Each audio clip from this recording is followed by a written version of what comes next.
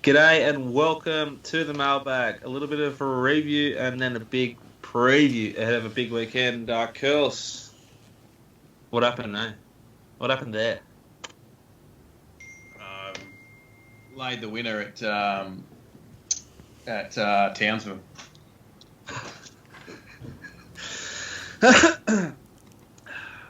Where do we start, Peter? Was there any race that you thought or any horses to follow from the weekend? Was there any talking points? A lot has happened. I can't even remember what happened last week, let alone what happened over the weekend.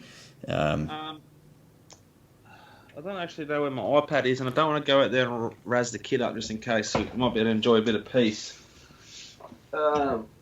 Hangman won. Riddle Me That should have won. That was that day at Caulfield. Shandy, well, we'll never know. Skyman's a good horse. Skyman ran a big figure in a career peak. Let me get up the Skyman data because it's good. Okay, so Skyman won the last race of the day in the second best overall time for the meeting. Okay, so it was a benchmark 90. There was 2 Group 3 races, 4 open races and a listed race. It was only a benchmark 90. It was the second strongest performance of the day, just about. This Skyman is a nice horse. It wasn't suited badly at Yarra Valley when it was beaten by Hangman, who came out and won the Easter Cup. Skyman's now run like a 12.3. Its previous peak was a 9.4. I think this is a really progressive horse and something you can follow with confidence. I think you can forgive Shandy's run big time in this race. Just sort of was a really good ride. Whoever rode Skyman, D Thornton, he taught D Lane a little lesson for once. And what else do I want to say? 2-year-old race or 3-year-old race is interesting. If you backed or owned Litchfield County, A-Steen, thinking of you still, mate. You'd be sick. Very, very sloppy ride. Never really tested. It and Riddle Me That, probably the 2 sort of heartbreaks of the day, both going really well. Interesting, like some of those 3-year-olds, like particularly that Litchfield County, backed up a good figure at Sandown. Be interesting to see how strong that form is over the next few weeks. I think a few of them might go to Adelaide. And that's about it. All right, very good. Kels, anything of note from Queensland? Any talking points, anything in the news that we should have a yarn about before we start? In Queensland in particular, on track, Tycoon Evie's the horse to follow out of the meeting on Saturday. It went to the races underdone, coming back off a let-up after a 1,600 metre win. It wasn't ready. Trainer sort of admitted itself, no trial, no jump out, nothing, just go there for a pipe opener, and it was sensational. Fastest last 600, second fastest last 400, and fastest last 200 of the meeting. I would expect that she'll be a local horse that can measure up during the carnival. The rest of the meeting was pretty ho-hum, really, but she was certainly the shining light of that meeting on Saturday at Eagle Farm. All right, very good. News-wise, there's been just a lot of noise this week, I think it's fair to say, whether it's talking about yearlings or Jamie Carr riding in Sydney or, for fuck's sake, does anyone actually punt in this country anymore? Just complete and utter just nonsense for the most part. Anyway. Yeah, we can't let the two very distinct different parts of the great game blend together. There is the breeding game and then there is the racing game. Yeah. Never the two shall meet. You're either in the breeding game or you're in the racing game, I think. There's probably a third part, and that's the wagering game.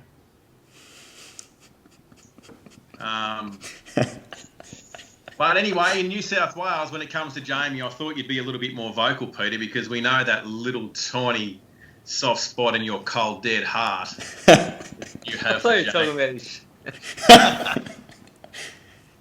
that's the only part of me that's still alive. Yeah, speaking of blurring lines there, looking forward to see if anything does come of that, what's going on in Sydney there. But Probably leave that for you blokes to discuss on a Sydney show one day. Yeah, is that today or tomorrow? It'll be tomorrow. It'll be first thing tomorrow. There's still plenty of work to be done on the Sydney card, I'd imagine. 10 races. Not sure exactly what the track's going to be. Plenty of depth. Might know something. You never know. Yeah, we'll throw it out there to the great man. See what we can find. I did ask one person, and they misunderstood what I was asking, and they went, "Oh my God, surely not." Because I said, "Have you heard this thing about car and?" Oh, that's clearly never happening, surely.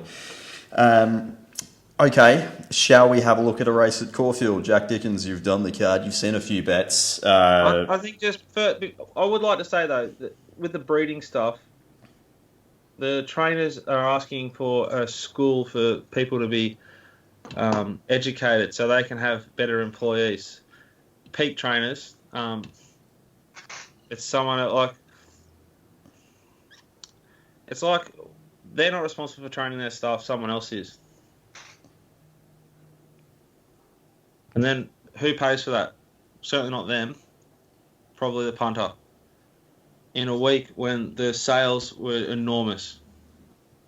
Why is everyone in a position that could speak so scared to say the obvious? That there should be a small, tiny percent taxed on the sales to fund all those brilliant ideas, which are good ideas, to educate and grow the game, to find new people to work in the game, because all these people are needed. Why does no one talk about it? Because it's easier to do nothing. Yeah, right. Well, let's do nothing ourselves. Let's talk about things we can control. Yeah, let's talk about race 3 at Caulfield. I really like this race. All right, beautiful. Let's have a look. I want to back number 1, Superium. Oh, Rob Scurry's old mate. Right? Yeah, Superium. Rob Scurry's old favourite. I think he was one of the originals. It was sort of... it's a weird race, and there's a few map problems for a bunch of them, like Wilmot Pass, Napoleon, Alburke, maybe a little Contra. I just think Superior from Barrier 5 doesn't have to be last. And then I went and checked its trials. It's had one trial. The trial was at maybe Rose Hill, and it was pretty solid work. It was solid, like it was not as good, but it was near dirty work. So it's a good enough trial. Only the one trial scared me, so I went back and checked the previous prep. It had one trial last prep. I think it was at Hawkesbury. It was solid, no real guide, bit like this one. And it came out and was pretty good first up in a decent race. Not really didn't get a lot of momentum when it needed it. I think it's well worth a bet at $5 here. I really, really like the setup. Is it still $5 though, setup? $4.80 best available. Most of the books sitting at $4.20 to $4.40. It's also the first start for Team Hawks. It was with Joseph Pride before that. I didn't know that. I just thought there's nothing else in this race that really stood out. Like I don't want to be with Sham I Am, Moichu, Who's Your Housemate or Wise Hero. And they're the sort of leading horses. What have I done there? Nothing. Who names a horse Who's Your Housemate? Seriously. Yeah. We called one Carmen San Diego, so I think we should shut our mouths. Be careful with that we. Okay. Good. That's race 3. So, race 3, number 1, Superium. Got anything else for us at Caulfield? Anything else you like? I thought the horse that we backed that won for us at Mornington, Mickey Walker gave it a real good ride there early on in the day, Mohican Heights. Yep. Is that what it's called? I don't have my usual notes because they're outside and I don't want the kid to get distracted and let him know that I'm in here doing this. Is it called Mohican Heights? I'm just checking. Keep going. Anyway, keep going. Yes, it is. Really well. It won really, really well at Mornington. Clocked one of the fastest last 200 metres of the day there. They walked early and they were entitled to sort of close well. But it was a big run, a big close. It's lightly raced. It's on the up. It's now third up this prep. There's a lot of old sort of number stayers in this race. Worried gets a little bit further back than we want, but it is a long staying race and it shouldn't overly matter. the rail position at Caulfield might be at 10 metres on Saturday, which can throw up a few sort of patterns, but we've got a 30-degree day here now, Thursday, a little bit of wind, so I expect they're irrigating. I reckon the track might favour on-pace horses slightly, but it's irrelevant in this race. Okay. And I think back in race 3 we get a fair enough price for like midfield or worse than midfield with Superior in a weak, shitty race. Yep. So they're the two bets, Mohican Heights to back up that Mornington win, which was basically, if you look at the section, it was on puntingform.com.au, it was like a barrier trial, but it was a very, very good one. Okay. I don't mind that. It's a bit of Caulfield for you. Curls, what do we get up at Doomben? I saw, again, you've backed something each way early for some of the members. Have you? Yeah. What? Race 6 was a race of interest. Pay your subscription, you'll get it.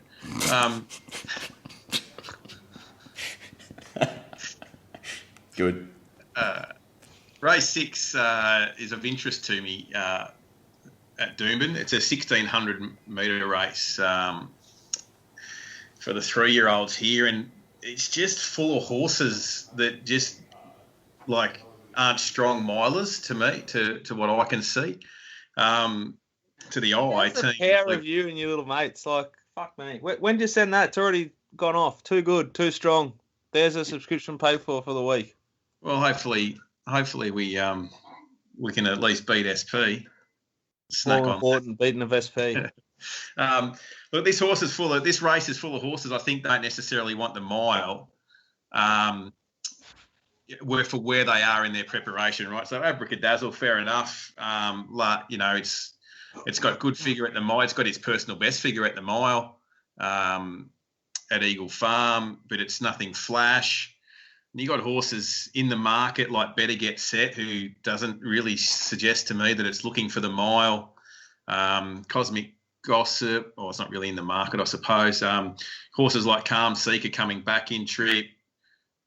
Criminal Defence, who sort of ran on okay at a mile a couple back and then sort of went back in trip off a little freshen because they got the Derby sort of in its sights, but I just don't see it. Hasn't done enough for me.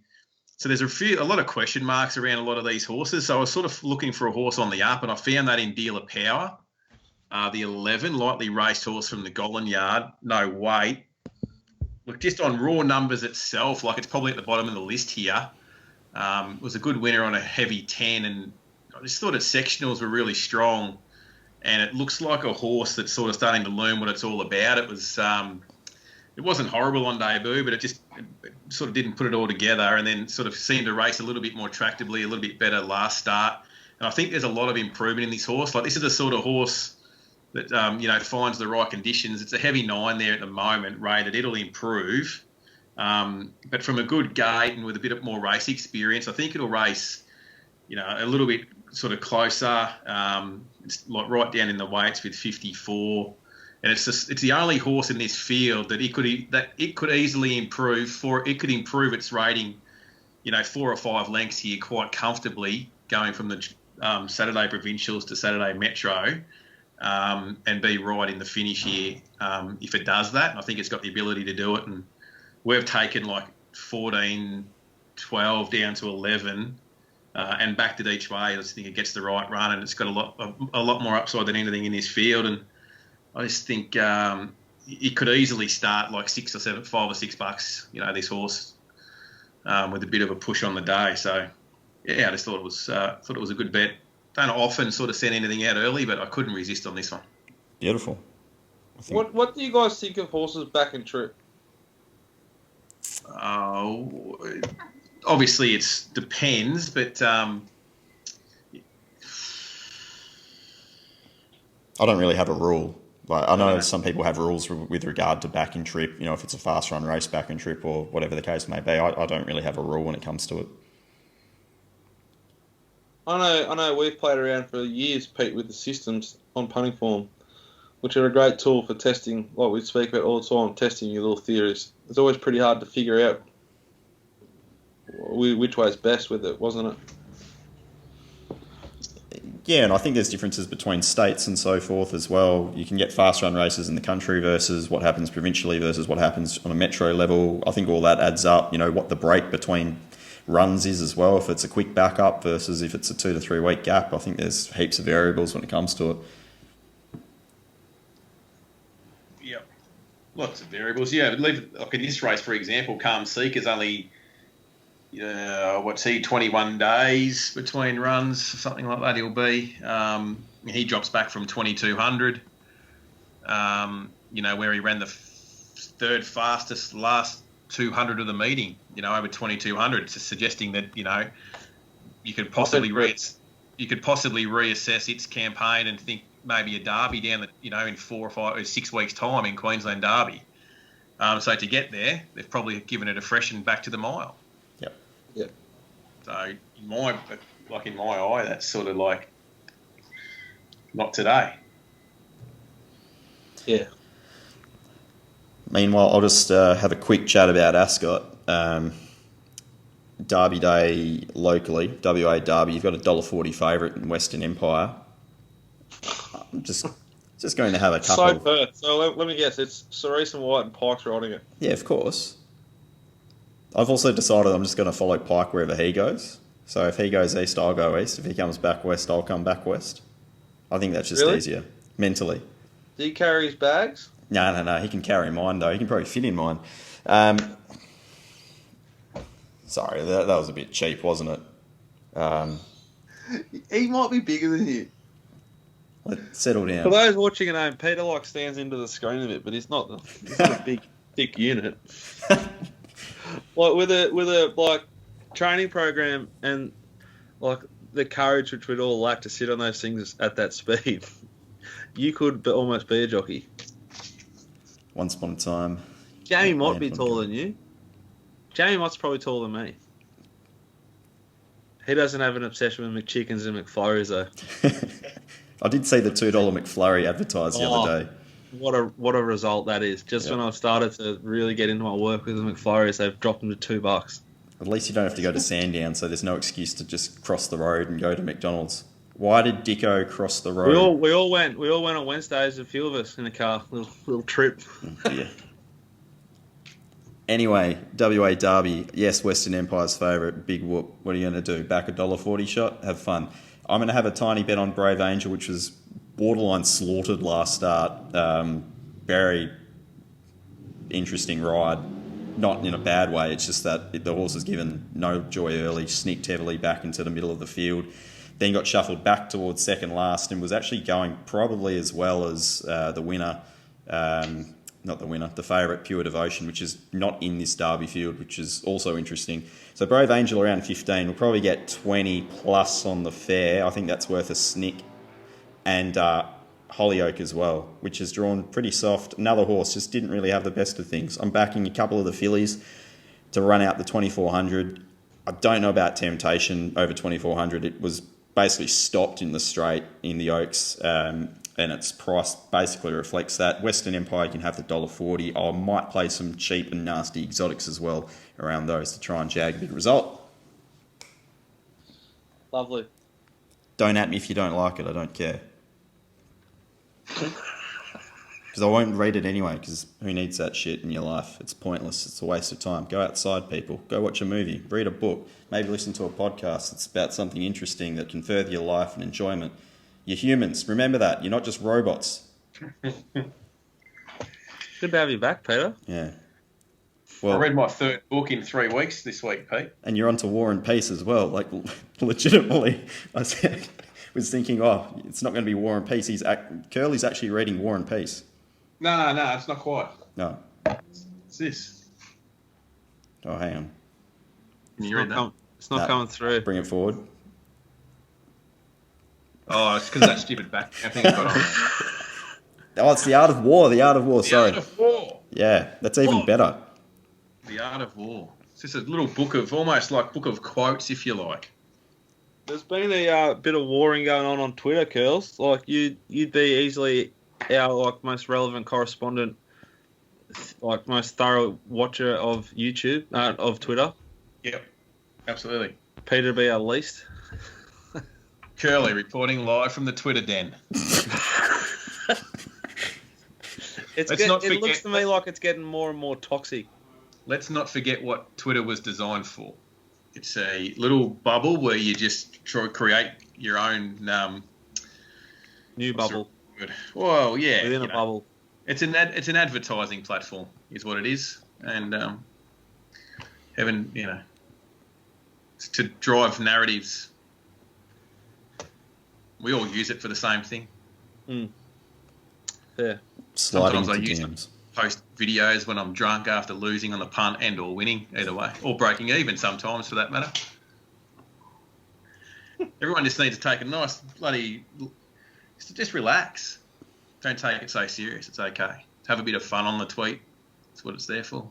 Interact with fellow enthusiasts of the wagering. Yeah, I think sometimes people get a little bit lost in their own insecurities. I don't know.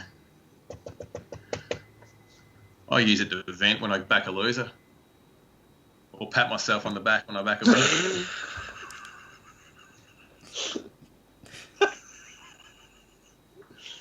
I hate it. I hate it more and more every day.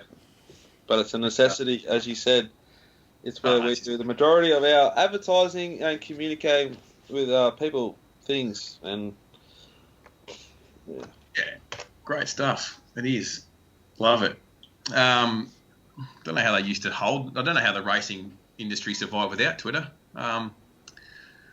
Anyway, they used to go on course and talk to each other. Yeah, it was actually that's true. That's when they used to have people on course, and instead of tweeting "what a slaughter," they'd hang over the fence and say "what a fucking slaughter."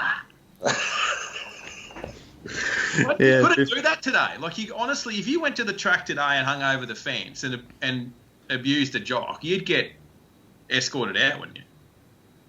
No, you don't. Depends how you do it. Yeah. Like, if you're right behind the trainers at Sandown, you can say whatever you want. You're a paying customer. I think if you addressed someone like most people or most trolls do on Twitter, and you said that in public, you'd probably have a word spoken to you and then potentially escorted off. So I think there's a very fine line between what people say. But it'll be great to watch. It'll be so good to watch someone do that and get escorted off, and then it'll be get written about. I'll tell you what, Jack. I'm likely going to Warrnambool this year. I'm looking forward to getting down there. If you want me to test the water. No, I test the water. I test the water on Monday. You can articulate yourself in a aggressive, non-threatening, non-vulgar way. Yeah, that's true. Like, hey, Mark, are you going to sit forward in this thing too? So something like that. That's okay to ask. Yeah, right. Like, get a bit get in their head pre-race. You reckon?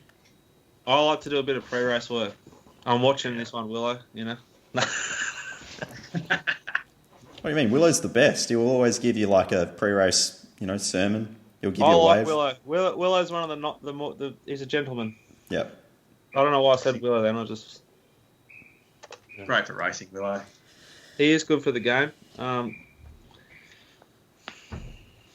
game. Anyway. Yep. Well, that was fun while it lasted. Report, mate. To be honest, I like the card Saturday. I can report that.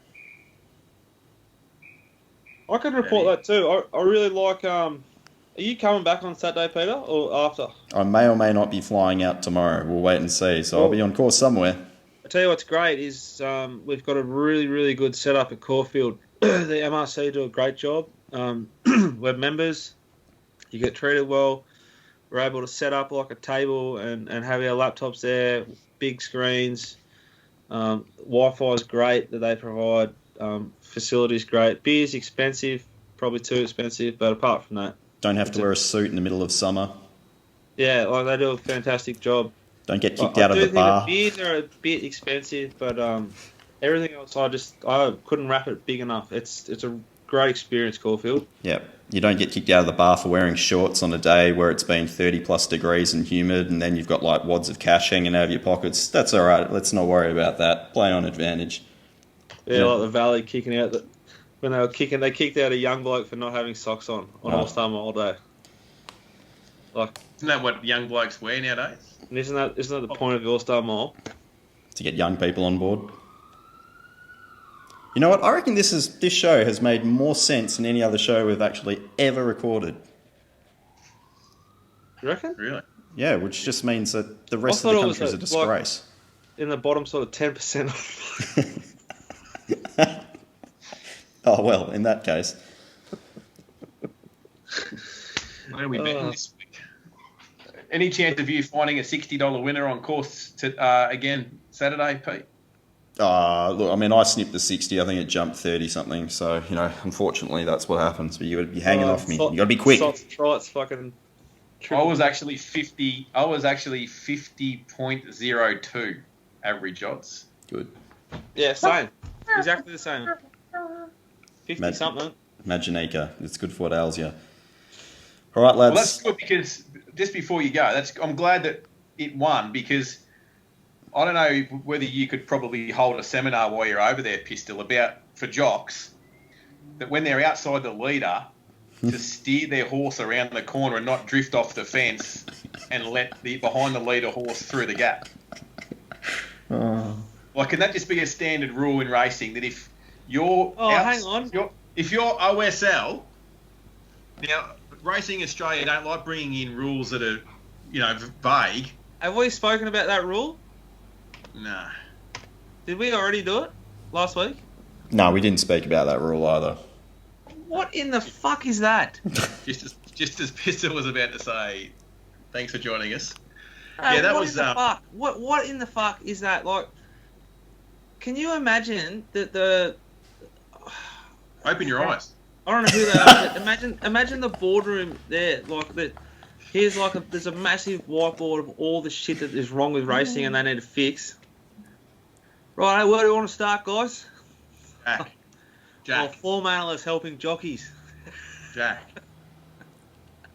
When I read that tweet, I went and sat in my thinking chair with my thinking cap on. And I don't believe for 1 minute that's a Racing Australia rule. I've got a theory that rule was pushed in by a certain racing jurisdiction which thinks they may run racing in Australia to maybe put some pressure on or maybe weed out some people that they thought may be doing the wrong thing and might just help push their own agendas for their own racing jurisdictions. We'll wait and see what comes of it, but this doesn't get dropped on Good Friday afternoon. Yeah, it's like I listen to the sounding board with Hutchie and Damo, and they call it taking out the trash. It's like peak times to like drop shit like media announcements, and it was like properly taking out the trash. It was so confusing when it came out that you weren't sure if it was April Fool's. I thought it was April Fool's, and it's also you take note of who are the supporters and the defenders of the rules on Twitter as well. Is also a bit of a giveaway there of who supported it. I didn't see anyone. I'm just DYOR. Yeah, do your own homework there. You can report back next week. Curly will be marking the homework, and but look, we've already seen some changes in the jockey management space in some states in Australia over the last few days. It's I don't know, whatever. It's vague as how. I'm glad that the fellow. So that though. What jockeys have done what for someone watching at home? Well, some jockeys have switched managers, and some jockeys association presidents have come out, defending the jocks and the people that they get their information from. Like the Victorian Jockeys Association president, is it Hoisted? Someone from Victoria came out. James Winks was on racing.com and, made some salient points about what he does, with his business on coaching jockeys and, helping with the mental side of the game as well as, the maps and the form as well, and provides a great service. And he was supported, by the Victorian Jockeys Association for what I saw on racing.com. So, but is he now out of a job, basically?